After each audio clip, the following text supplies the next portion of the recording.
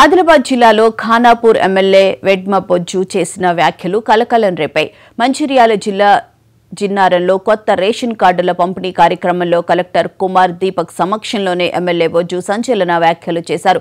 పోడు రైతులు అడవి బిడ్డలను ఇబ్బంది పెడితే తిరుగుబాటు తప్పదని హెచ్చరించిన ఆయన అటవీ శాఖ అధికారులు అతి చేస్తే సిరిచల్మలో జరిగినట్లు ఇక్కడ కూడా జరుగుతుందని, దానికి తానే ముందు ఉంటానని అన్నారు. ప్రజలను ఇబ్బంది పెట్టే అధికారులు తన పరిధిలో అవసరం లేదని, అధికారులు బదిలీ కోరుకుంటే సిఫార్సు చేస్తానని ఎమ్మెల్యే స్పష్టం చేశారు.